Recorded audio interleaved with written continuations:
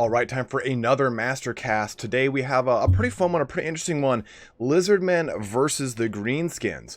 Let's go ahead and pause this here. For the Greenskins, we have TlaxtlanSoothsayer, the coveted two-time ever-chosen champion here. And for the Lizardmen, we have Halcon.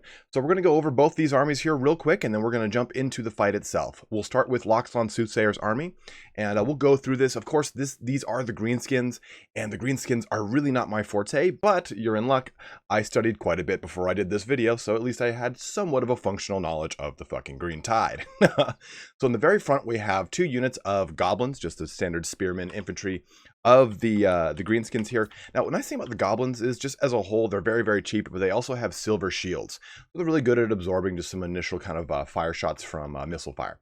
Now, in addition to that, we have a front line of some Night Goblin infantry here, both the Warlord's Boys as well as the 8-Peak Loonies, which is a great little addition. Far right, we have some normal Orc Boys, and then we have some Black Orcs. Now, with the addition of the new Lizardmen DLC, the Black Orcs do have a lot of competition with the Red-Crested Skinks. This is a very very low-cost unit, I think 575 points, that can do damage quite well to Black Orcs, with both their Frenzy and AP hitting into the Black Orcs. So, TlaxtlanSoothsayer is going to have to really use these Black Orcs strategically and not get them invested in a fight that they're going to get traded too heavily against. So, he has to be very mindful of this. In addition to that, in the back line, we have I guess the new age goblin firing line, because it is the unit of the Rusty Heirs, which has, of course, as always, the Sunder Armor ability, which reduces the armor of 30 of anything that they shoot at. In addition to that, two units of Orc Auror Boys. Now, Orc Auror Boys are much better in combat. They've kind of replaced the Goblin firing line with the Orc Goblin firing line. So they have a little bit just more durability in case they do get charged by Chameleon Skinks or anything else of the Lizardman variety that would try to get into that back line. In addition to that, we have some Savage Orc Boar Boy Big Guns. Jesus Christ. Now, one thing with the Orc Boy, with Big Guns in general, you're going to get anti-large. Now, with Orc Boy,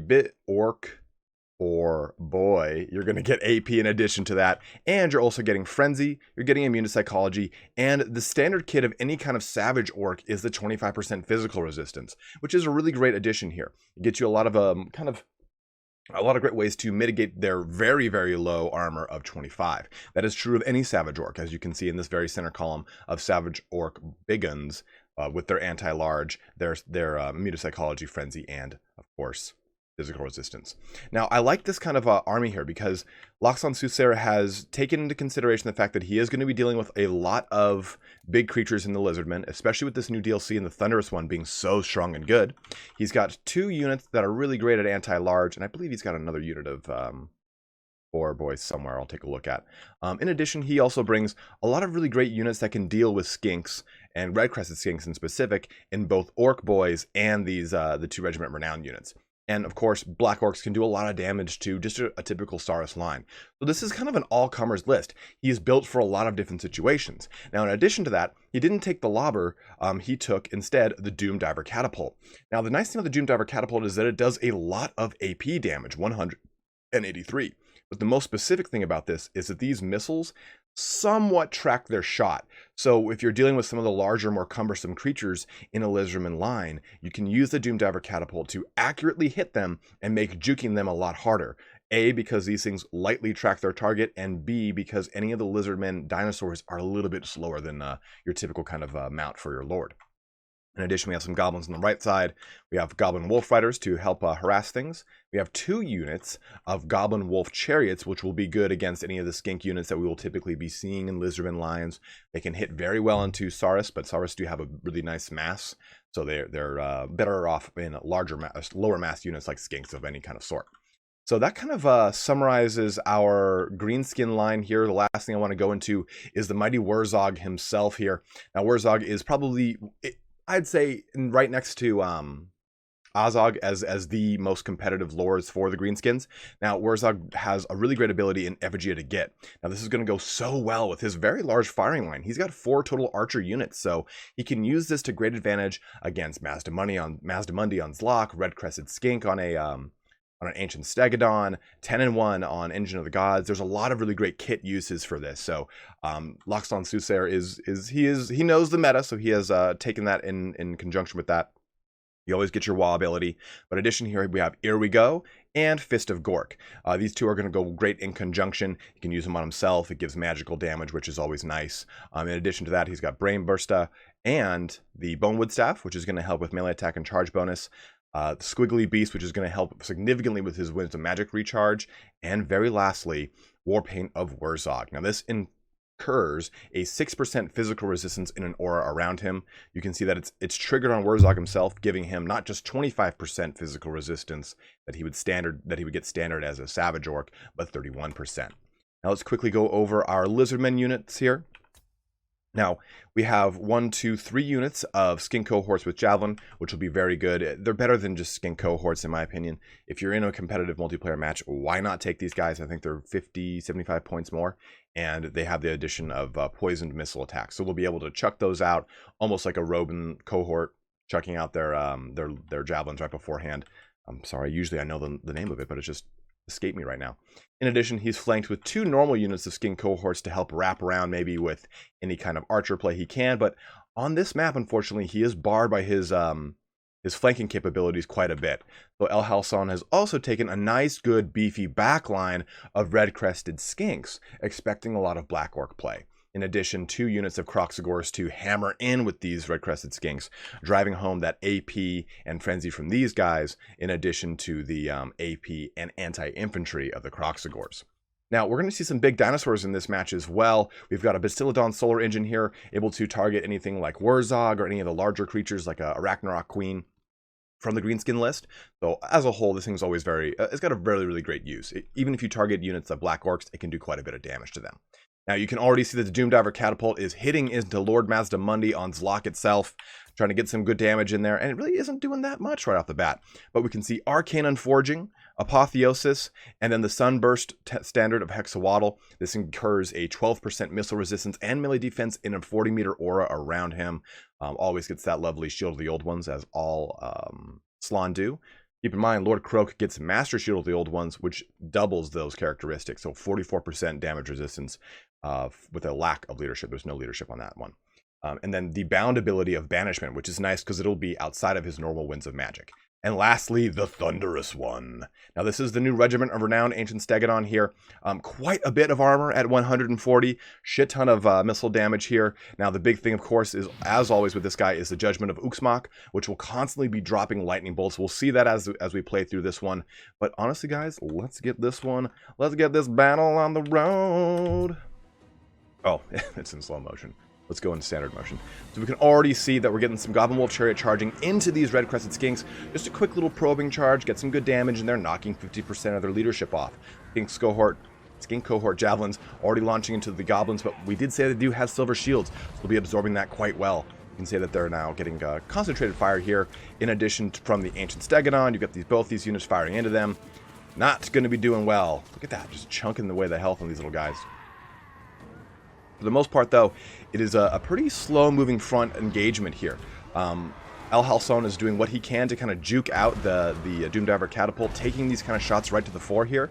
The Goblin Wolf Chariots are doing what they can to probe in here. El Halcon is doing a good job of moving his Kroxigors in the way. Now, the Kroxigors, of course, are not anti-large, but they have quite a big mass. So, if you can't tell, the linebackers that they are. So the Brian Urlachers of the Lizardmen team are going to be able to absorb the charge of the Goblin Wolf Chariots far better than those skinks are going to be able to. You can see the Bastillodon has chosen a target in the Orc Aura Boys, getting some good damage into them. They're shooting over the army into the Skink Cohort Javelins, but the rest of the army is starting to move forward for the Lizardmen, even as the backline is kind of getting probed by some charging and advancing units. Red-crested skinks just leaping over, I'm sorry, those are the normal skinks, leaping over these goblins, jumped into a wall from the Warlord Boys, kicking in here, and it is a mass of small bodies just going to town. Savage Orc Big Guns into some normal skinks here, which is a good charge for El Halcon. They're not going to be able to be charging his Kroxigors. The Black Orcs charging into these normal skinks, supported by the Kroxigors here. That's going to be a good charge there for El Halcon as well. He's going to be able to do some AP damage into these Black Orcs. Now let's get a good surveillance of the fray here. This is the Thunderous One's lightning kicking off right there. You can see that. doing some damage. Shield of the Old Ones has been casted onto this pocket. This has got 3-4 total units of skinks here. So Halcon is looking to mitigate as much damage as possible. And you can see that TlaxtlanSoothsayer is starting to move his firing line into the path of the ancient Stegodon. You can see it started at 140 armor. It's down to 110 from the Sunder armor of the Rusty Errors. And also, since the Rusty Errors are Night Goblins, they did start with stock. But now that they're firing, they're revealed. So Halcon has chosen them as the target for his Bastillodon. But these two ancient Stegodons are going to town here. Littlefoot is going wild. Sarah the Ceratops is just punching through stuff. The Croxgore jumping in onto these Black Orc Big Guns, or Savage Orc Big Guns. Black Orc Big Guns would be sick. But Effigy to Get has been popped here now on the Thunderous one, and he is just getting focused down. You can see all 4 of these archer units are going to town on it. Apotheosis has been popped, giving him some healing and helping him cause fear, but he already causes terror, so that's just kind of getting mitigated a little bit.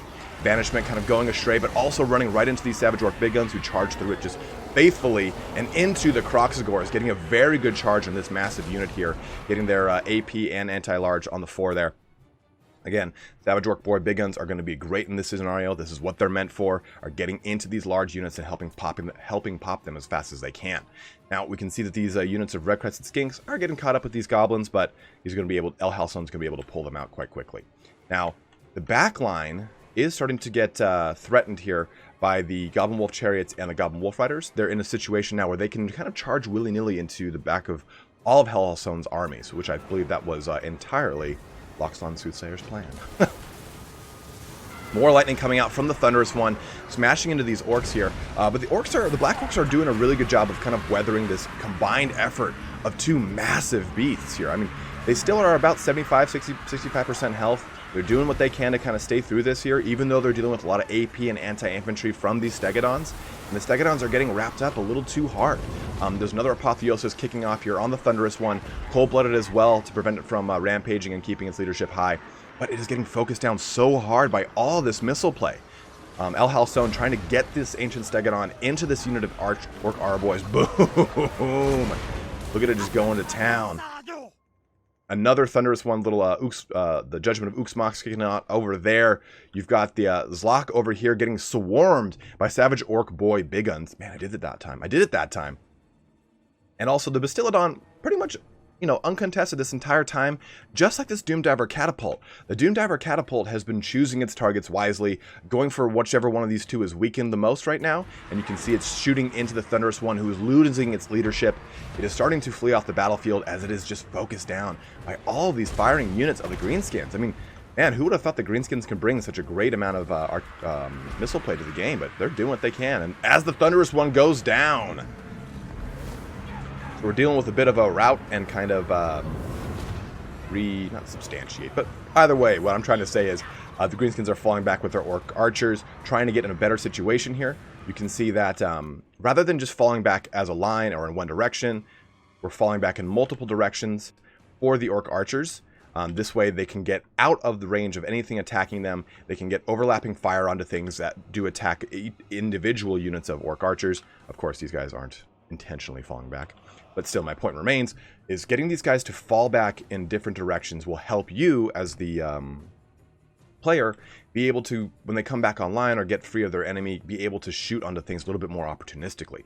Now, in the very, very back line, we can see that the Goblin Wolf Chariots and the Goblin Wolf Riders have chosen a target in the Bastillodon Solar Engine, which is getting supported here by some Croxgores. They'll be able to slap those things around. Another unit of Croxgores kind of coming back. They were rampaging off, getting into this unit of Red Crested Skinks and just completely shutting them down. But we can see here that Mazdamundi is in trouble. He's at half health. He's getting shot by the Doomdiver Catapult, whereas Augustine is doing a really good job of staying in range of everyone so he can give them their 6% buff of physical resistance, but at the same time staying out of combat. He's not meant for combat. At 55 armor and 25 melee defense, even though he's got 31 physical resistance, he will get dumpstered quite quick. You can see here Mazdamundi was hit with the Effigy to Get yet again, locking him in place. A good banishment. So real hats off here to Halcon. He did get hit with Effigy to Get, and he didn't panic. He said, okay, well, there's things I can do in this situation. So rather than just kind of sitting there and taking the fire, he used banishment on this unit of orcs, helping to mitigate as many of the unit as they can, and also stopping their fire for just a little bit. Also, the Rusty Arrows weren't back online at that moment. They're now starting to shoot into him and lower his armor, but a real great play there rather than just kind of taking it.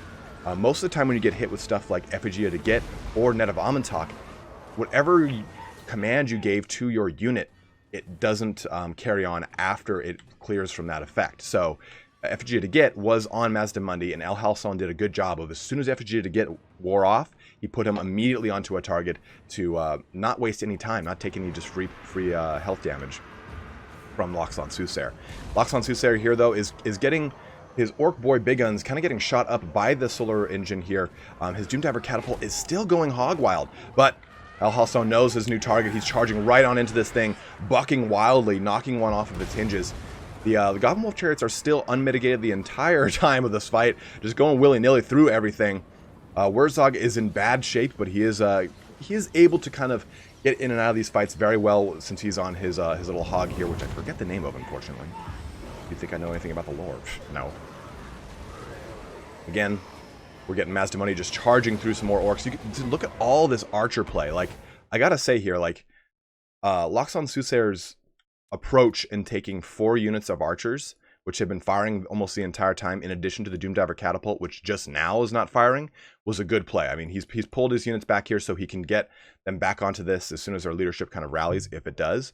But taking this many archer units is not as common in Greenskins. Typically, you know, you would be taking more Orc Boy Big Guns, or even Savage Orc Boy Big Guns, stuff like that, to mitigate these larger creatures. But TlaxtlanSoothsayer knows what he's doing with these archers. We have a Shield of the Old Ones popping on Mazdamundi, trying to mitigate his last waning bits of health. The rest of the army is in shambles here. There's not much left as far as there's these 2 units of Skin Cohorts. These 2 Croxigors are in rampage mode, and there's this Bastiladon Solar Engine kind of limping its way along as Zlok gets targeted and just gunned down. At 1,000 health left, you can see this stuff starting to drop. Remember, he does have 140 armor. It's at 110 because of the Sunder armor of the Rusty Arrows here. Ooh, Wurzog is going crazy with Fist of the Gork. He just cast it on himself. This was in case he did get charged. He'd be able to get out of that fight, or at least do some damage while he can. And look, Mazdamundi is just getting plucked apart by Orc boys, as this fight has become a pretty foregone conclusion at this point. Army loss is starting to kick in pretty soon, I think. I'm not spoiling the ending. It's kind of obvious at this point, I suppose. But really, I think what really won the day for TlaxtlanSoothsayer was, of course, I've talked about the archers, but really was his ability to keep opportunistic charges in.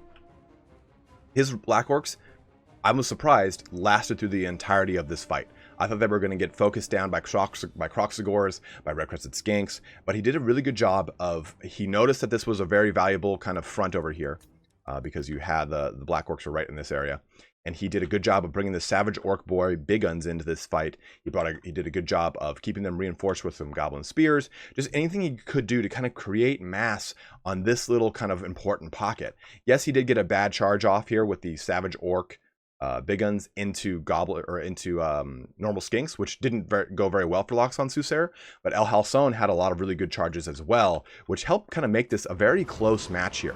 I think if he had shut down these Orc archers faster, this would not have been as in TlaxtlanSoothsayer's favor towards the end. I think it would have been a much more uphill battle. But huge shout out to these 2 guys, TlaxtlanSoothsayer and El Halcon. This, I believe, is from the Prince's Pittance, a competition that was fought not too long ago. We both know these gentlemen because El Halcon is on XMT, the Extreme Meme team. I believe he has a channel. Any relevant links to their channels or anything like that, I will always put in the description for any time I do a mastercast here, guys. So if you see these characters and you're like, oh man, I really want to see more play of El Halcon, I want to see more of TlaxtlanSoothsayer, if they have channels, I always put that in the description below so that you can go and watch them. A lot of these guys are streamers now, or they do YouTube videos like Aerocrastic and the such. But let's take a look at these 2 armies, right? So Goblin Wolf Chariots did a really good job of harassing and getting great just kind of side rear charges onto the Red-Crested Skinks. I mean, 86 and 32 kills out of these guys, real great. Now, the Doomdiver Catapult didn't get a ton of kills, but that wasn't its role. Its role was to do a lot of focused fire and damage to the Thunderous One or any other large creatures. Most Lizardmen builds now bring the Thunderous One because it is amazing. It is a great Regiment of Renown unit. I didn't almost throw up. It's fine. It's fine. It's fine. But let's go through the rest of this army here. Now, this is very similar to a build that Soothsayer brought in the finals of the last Ever Chosen. He had a single Black Orc unit. He had a single Savage Orc Boy Big Gun. He had 2 units of Orc Aura Boys and a Rusty Arrows. It's a very, very, very similar build. And I think it performs quite well here. Usually you don't take kind of one-off units unless they have a very focused skill set, right? Like, okay, if you're taking this Savage Orc Big Gun as a one-off, makes sense. But taking a single Orc Boy as a one-off doesn't tend to make as much sense unless you're just trying to fill up some funds here. So TlaxtlanSoothsayer took everything deliberately, knowing he wanted to create a front line with these 4, a reinforcing line with these 2, and then a flanking kind of defending line with these 2 as well. So he knows these kind of little nuances, which make for very weird, different builds. And the same thing with Halcon. He knew that he typically would be dealing with a lot of Black Orcs. He took a lot of Red-Crested Skinks, which trade up to a lot of things that are not just simply Black Orcs. He went with a lot of skink cohorts to deal with a lot of damage of anything charging in, and he went with some Kroxigors to give him a lot of really good mass on these skinks. 98 and 84 kills out of these guys is really good for 2 units who tend to rampage a lot quicker than normal.